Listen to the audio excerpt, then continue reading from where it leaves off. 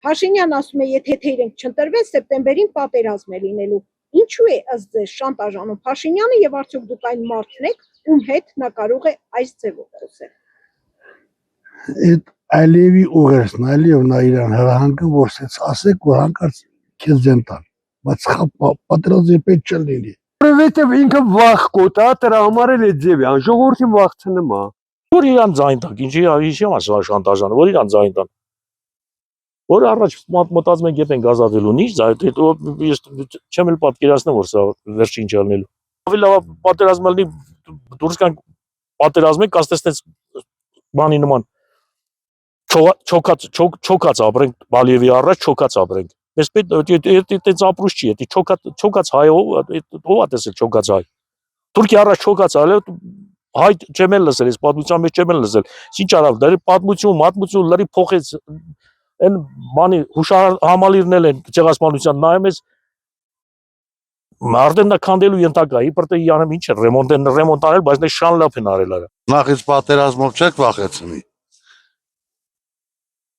երկրորդ չի կարա Փաշինյանի ասելով հա պատերազմ չի լինի պատերազմ եթե Հայաստանը ուժեղ լինի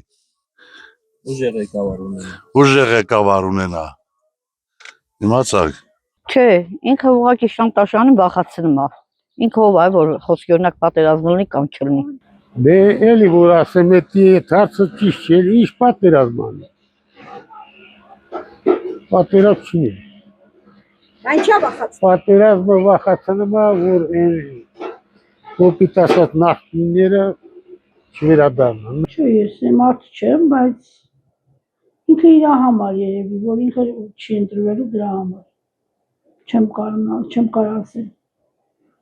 Ինձ տենց է թվում, իրա չընտրվելու պատճառով։ Նայած մարդու ոչ բոլորի հետ կարա շանտաժել ես խոսել։ Կոնկրետ էս է։ Ինչու։ Իմ վախ կորել արդեն։ Չէ, չի կարող եմ հետ այդ ձևով խոսել։ Ես եմ իմ որոշումն է, ես ում պետք է ընտրեմ։ Ոչ մեկից չի էլի կարող ասի գնա այս մեկին ընտրի, այն մեկին ընտրի։